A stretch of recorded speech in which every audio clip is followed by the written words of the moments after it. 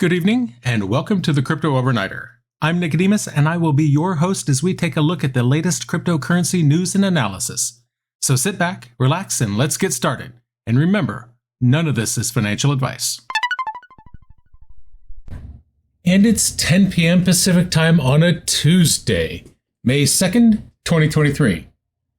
And let's start things off tonight across the pond, where A16z Crypto urges the UK to consider a more nuanced approach to the regulation of digital assets. So what's going on is A16z sent a letter to the UK Treasury. In that letter, they said a one-size-fits-all approach would not be consistent with the Treasury's core design principle of same risk, same regulatory outcome. They argue that regulatory frameworks should include a principles-based analysis, one that considers whether the structure of a given platform or protocol has already mitigated possible risks. They said regulations should not unnecessarily hinder a project from decentralizing. The firm also criticized the piecemeal approach taken by the US SEC as far as regulating digital assets. They said the SEC's broad, sporadic application of the Howey test has resulted in significant uncertainty and regulatory arbitrage. That said, the UK can successfully adopt a principles-based approach to decentralization, an approach that facilitates Web3 innovation in the UK while prioritizing consumer protection in crypto assets. And that brings us to our cover story for tonight, because the UK government stands at a crossroads of whether to inhibit the adoption of DeFi or to enable it. Tax advisors in the UK have welcomed proposed rules for decentralized finance, lending, and staking activities, calling it a positive step that offers some certainty for the crypto industry. The UK government's tax branch is His Majesty's Revenue and Customs, or HMRC. They announced that they will be consulting crypto stakeholders for the next 8 weeks on its plan. This new framework proposes that capital gains tax charges for DeFi lending or staking be triggered only with some activities. It's not for all transactions. Dion Seymour is the Crypto and Digital Asset Technical Director of UK tax service provider Anderson. And they said, quote, "This is a positive step for the crypto asset industry in the UK. Whilst regulators may appear in the US to be creating confusion, these moves aim to provide certainty for the UK industry." He said, quote, "We applaud HMRC for being the first tax administration to provide specific rules for DeFi." David Lesperance is the managing director and tax advisor at Lesperance Associates. He called the HMRC's proposal an excellent result.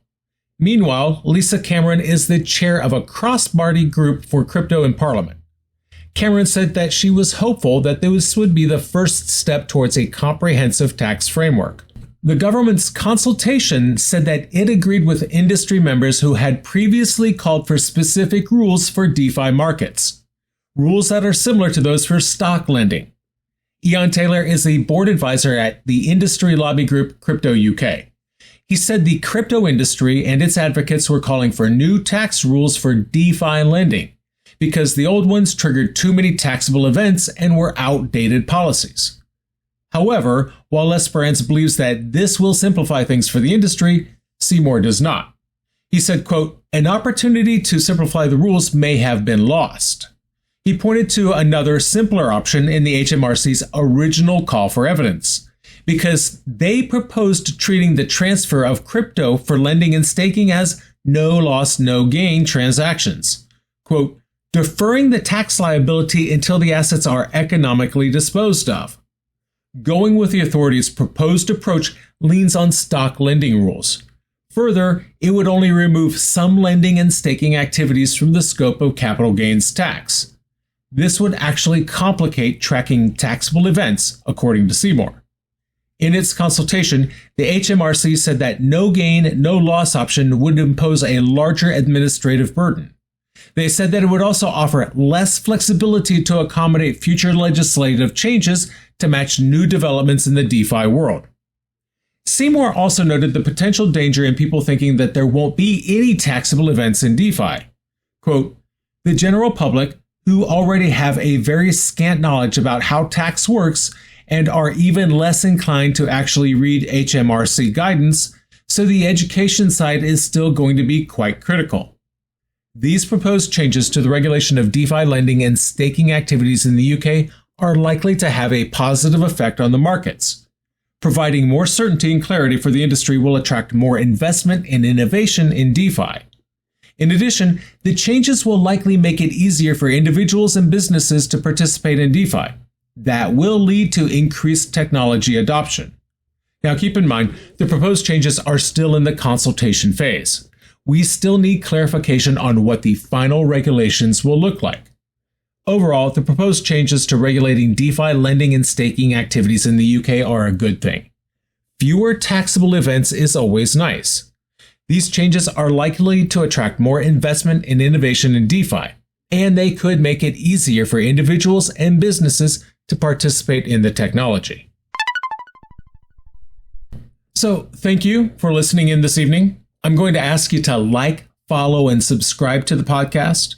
It sure makes a difference in trying to reach new listeners, so thank you. The founders of Three Arrows Capital have been reprimanded by Dubai's crypto regulator for operating an unregulated exchange. Founders Kyle Davies and Su Zhu were among 5 people who received a written reprimand from Dubai's Virtual Assets Regulatory Authority.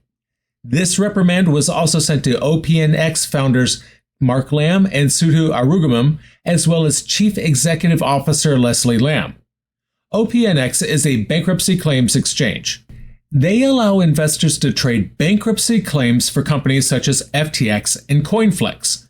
And let's just say they had a rough start, with under $2 transacted in the first 24 hours of opening. Now, VARA has said that it continues to monitor OPNX's activity. They plan to investigate the exchange to assess further corrective measures that may be required to protect the market. The reprimand comes as 3AC is facing a number of legal challenges. Davies and Su were the subjects of court orders in both the British Virgin Islands and in the US. This was back in March after being accused of refusing to engage in the proceedings that followed the firm's bankruptcy. The news of the reprimand is not likely to hurt the cryptocurrency markets. 3AC was a major player in the crypto industry back in the day. Its collapse shook investor confidence, to be sure. This reprimand from VARA suggests that regulators are taking a closer look at the crypto industry, which could lead to further scrutiny and regulation. But seriously, everybody knows who Kyle and Su are. This is not going to have a big effect on the markets because nobody's buying what they're selling. $2 in 24 hours. Which is really too bad because I think there could be a valid, valuable market in this kind of thing. But just not with these guys. They can't be attached to the project. For one thing, who would trust them? I wouldn't. What about you? Would you trust them? Would you buy some of these debt assets from them? Would you hand your money over to them, believing that you would get it back? Let me know in the comments below. The cryptocurrency industry faces regulatory challenges in the United States. And so, Coinbase is moving forward with a global derivatives platform. On May 2nd, Coinbase announced the launch of Coinbase International Exchange, or CIE. This exchange is a new institutional platform designed for crypto derivatives trading. The CIE will start trading by listing Bitcoin and Ethereum perpetual futures later this week. All trading on the CIE will be settled in USDC, which means no fiat on-ramps. And this isn't just for everybody. Direct access on the trading platform is available to institutional clients in eligible non-US jurisdictions. They said, quote, "These products are not available to retail customers at this time." The new international crypto platform is launched with the support of regulators in Bermuda. Not long ago, Coinbase got a license from the Bermuda Monetary Authority. This Class F license allows Coinbase to operate a digital asset exchange and a digital asset derivatives exchange provider. It also licenses them for activities like token sales and issuance. Coinbase said Bermuda's regulatory environment is known for a high level of transparency, compliance, and cooperation. This comes amid major U.S. investment bank Citigroup downgrading Coinbase shares to neutral or high risk from buy or high risk, with a $65 price target. That's down from $80. Peter Christensen is an analyst at Citigroup. He said regulatory unpredictability in the broader crypto sector is a looming threat to Coinbase. These remarks came even while Coinbase shares were already plummeting for several weeks. In fact, for the past month, Coinbase shares plummeted more than 20%, going from a high of nearly $72 in April to $50 on Monday, May 1st. And we knew Coinbase planned to set up a global crypto exchange as of mid-March 2023. The first reports on Coinbase's upcoming international crypto platform came just a few days before they announced they'd received a Wells notice from the SEC. In response, Coinbase filed a motion against the SEC on April 25th. This motion asks the regulator to clarify industry regulations. Coinbase is also facing a class action lawsuit in California. This suit claims that Coinbase violated biometric privacy laws in Illinois, allegedly by collecting and storing customer fingerprints and facial templates without their consent. This suit seeks damages of $5,000 per intentional violation or $1,000 for an unintentional violation. Coinbase International Exchange is a sign.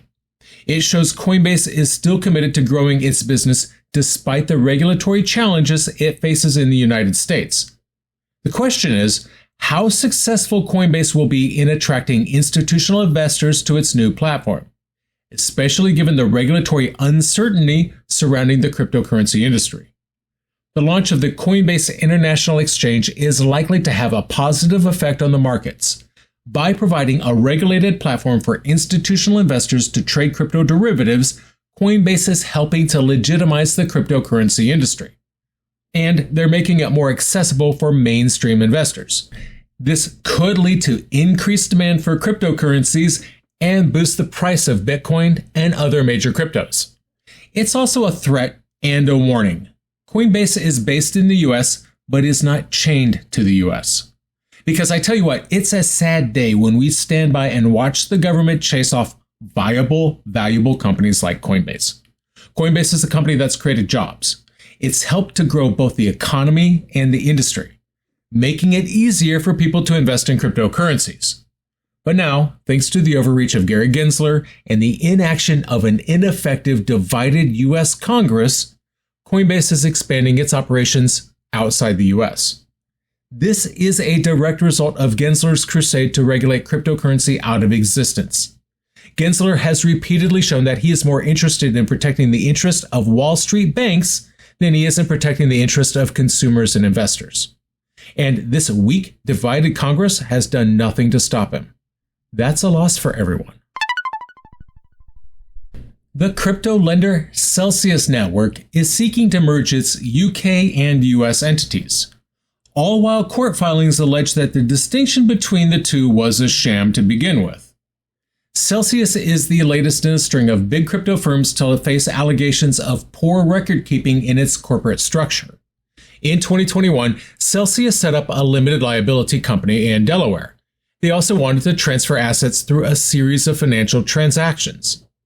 A May 1st filing by Celsius said that the migration resulted in intercompany chaos. They said internal records were sorely lacking. Does that sound familiar? That made it difficult, if not impossible, to separate UK from US business. The filing also alleged that regular customers were misled by management about the implications of that transfer. They said the more sophisticated Series B investors were well aware of the deficient record keeping. Parallel filings by a committee of Celsius creditors say that the reorganization was a sham and a facade. They said the billions of dollars transferred between the two entities were fraudulent. The creditors are asking the New York court attempting to restore funds to creditors to disregard those transfers. The allegations against Celsius echo claims made about FTX. Their reorg attorneys described the crypto exchange as a digital Potemkin village, whose slick front end disguised a messy and ill-governed reality.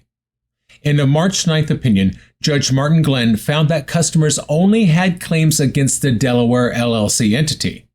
This finding increases the chances that Series B preferred equity holders could recoup some of their investment. Notable because that would normally be downgraded under bankruptcy law. In the week of July 24th, Glenn will consider Celsius's argument that the two entities should be substantially consolidated, thereby merging assets and customer claims. Celsius filed for bankruptcy protection in July of 2022. An auction of Celsius's assets will continue on Wednesday. Favored bidder NovaWolf now faces some competition from Fahrenheit LLC and the Blockchain Recovery Investment Committee. The outcome of the bankruptcy case is uncertain. The allegations against Celsius have raised some concerns about the risks of investing in crypto lending platforms. They've done a great deal of damage to the crypto lending and staking space. The cryptocurrency markets have been volatile in recent months, and the collapse of Celsius is a big part of that. But it's also a reminder that investors should carefully consider their risks before investing in any crypto lending platform. And that's going to do it for us tonight. I want to thank you, my listeners, because when you stop listening, I will stop talking. If you enjoyed tonight's show, then please like, follow, subscribe, leave a rating, maybe a review. And in the meantime, we'll see you tomorrow night.